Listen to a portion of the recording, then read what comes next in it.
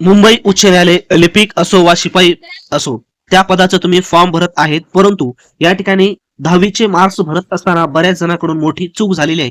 ती चूक कोणती आहे की काही विद्यार्थ्यांचे जे 10वीचे मार्कशीट आहे त्याच्यावर बेस्ट 5 आहे आणि काही विद्यार्थ्यांच्या मार्कशीटवर बेस्ट 5 नाही.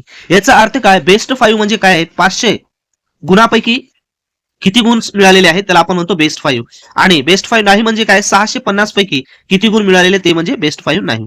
तर आता या कंडिशन्स मध्ये जी मार्कशीट आहे तुम्ही पाहू शकता, या ठिकाणी एक मार्कशीट आहे, तर ते सर्व कन्फ्युजन्स आपण या ठिकाणी दूर करणार आहात.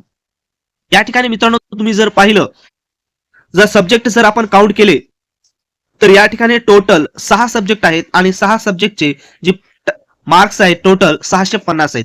परंतु तुम्ही या ठिकाणी पाहू शकता मार्क्स दिलेले आहेत आपल्याला ओरिजिनल मार्कशीटवर 500 पैकी 374.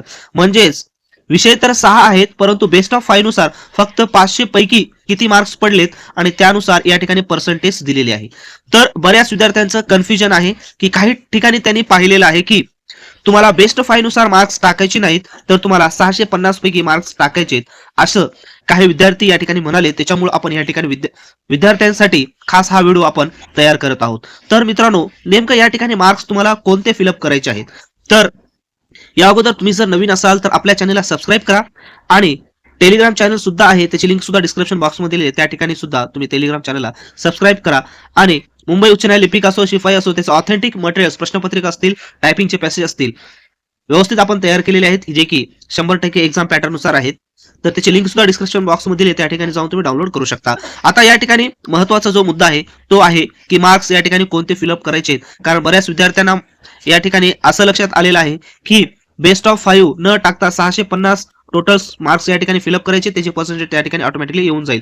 तर या ठिकाणी तसं न करता मित्रांनो तुमच्या मार्कशीटवर या ठिकाणी किती मार्क्स दिलेले आहेत आउट ऑफ टोटल्स मार्क, या ठिकाणी जर 650 दिले असतील तर 650च फिलअप करा फॉर्म भरत असताना, आणि 500 दिले असतील तर 500 तेवढेच टाका.